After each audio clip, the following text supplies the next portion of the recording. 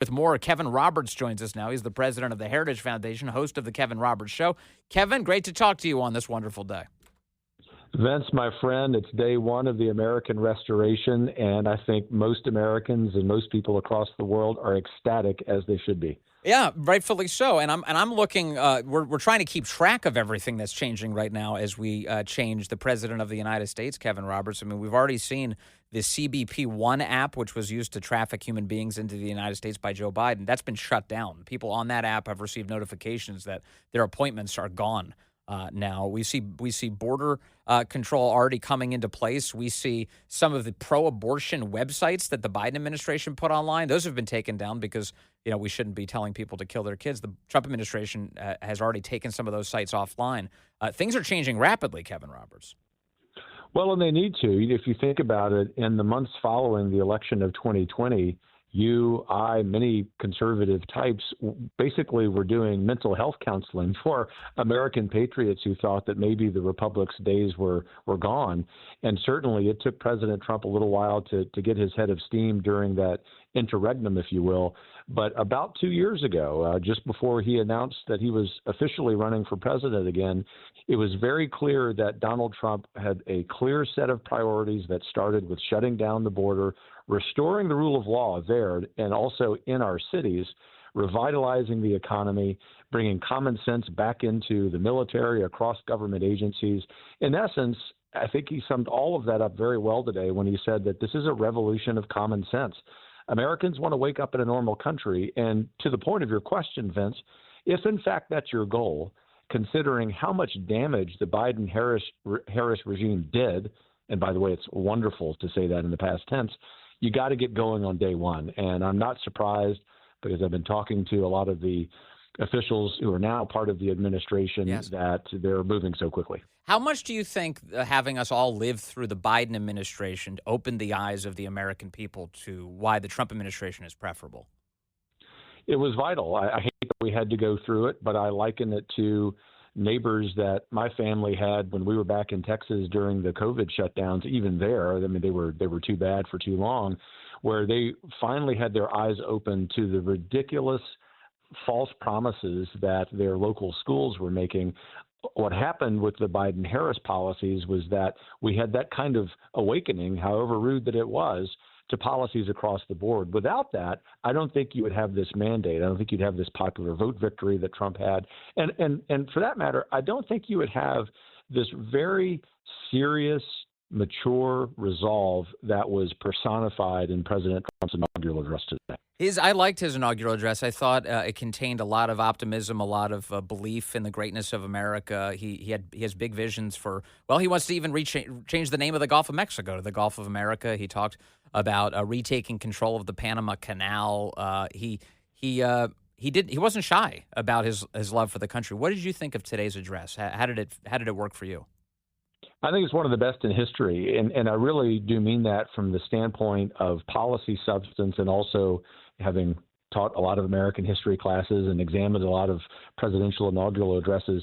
It was really well written, and I thought for Trump it was well delivered. He did not go off script. It was something where he really wanted to stick to the substance of the matter. He did a good job of that. What was striking to me is what was striking to you, which is he didn't do the typical BS of extending an olive branch to people who wanted to see him put in jail for the rest of his life. He articulated an agenda not just because it's that of his own thinking and his own advisors, but because that's the agenda the American people want. And I think he deserves an A+ for the address. People who watched that across the country, but also I'm hearing from friends across the world, are saying America is back. And I think you're going to see huge successes early on in the Trump administration because of that game plan that he outlined today. Everything is unusual about this guy, and in a good way, I think. He had in attendance today in a very small crowd, 600 people inside of that Capitol Rotunda. You had a lot of the nation's tech leaders all sort of dutifully lined up now, many of whom had been working against the president and the American people for years. My view is that they've been brought to heel, not that somehow President Trump is a sellout for having them. What do you make of their presence there today? Oh, I agree entirely. You know, the last couple of nights we've gone to some of the official events, and it's remarkable that the crowd And some of those events is a lot more corporate. Now, for those of us at Heritage, we're much more comfortable with the folks here at our building, the 3,800 American patriots, everyday folks who are here. But hats off to President Trump for bringing the corporate types to those events and bringing them to heel. They were there in an attempt to curry favor, but in a lot of ways to sort of extend a soft apology. Some of those corporate leaders were very explicit about how, quote unquote, dangerous Trump would be to the American Republic. It's great to see that Trump has this persuasiveness, not just with his own base, not just with the political center in this country, but frankly with the elites that you often on your show, and I often in the speaking engagements I do, rail against. Time will tell about how long that political marriage can last, but at least for the short term, I'm very optimistic. There were some world leaders also present today, which is also an unusual feature at an inauguration. Javier Milei of Argentina seen in the crowd. What did you make of these world leaders who decided to come for this? Well, I think it says two things. Number one, that America remains the world's leader, not as it relates to military strength, although that's true. The point is that's not the greatest criteria, but in terms of moral clarity.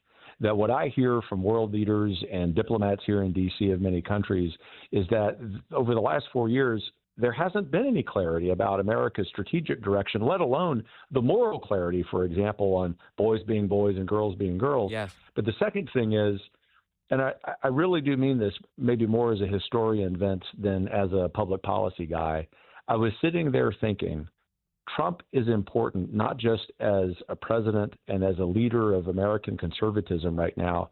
He may go down in history as one of the most important pivotal figures in modern history because he is going to almost single-handedly save the West by bringing back common sense. Yeah, and he's an inspiration to democratic movements all over the planet who would like to see sovereignty restored to their countries, people who believe in their national identities and would like to defend those. There's a reason Giorgia Meloni is in attendance today of Italy, and Javier Milei of Argentina. It's because in Trump they see inspiration. Oh, completely. In fact, I think about a group of European leaders we hosted here at Heritage in the last few days. Some of them were at the ceremony, and all of them were at the various inaugural events. They were led by Santiago Abascal, a good friend of mine who is the head of the Vox party in Spain. It's the real conservative party, not the Rhino party there. And Santiago has formed this new political party in the European Parliament that is ascendant, and it's very Trumpian. And they see Trump as someone who they can count on to help them out, but very importantly, as an icon of their movement that, in other words, regardless of whatever the elites throw at these respective leaders from Spain and Estonia and other countries across the European continent, that if Trump could survive that, then of course they can as well and perhaps flourish and maybe one day render the European Union obsolete. You were talking about the president, did not extend an olive branch to the administration that has spent all these years attacking him and his supporters, throwing them in jail in many cases, the Biden administration.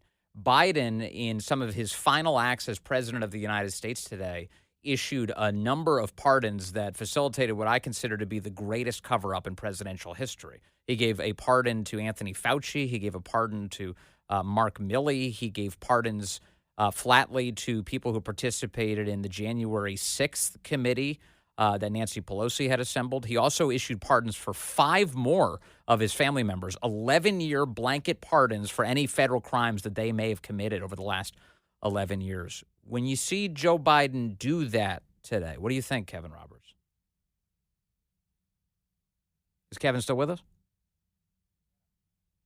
Is he? He's still on the line, but Kevin, hold tight. We're not hearing you. Let's see if we can't get you back up. There we go. Hey, Kevin, what do you think when you see Joe Biden do that today?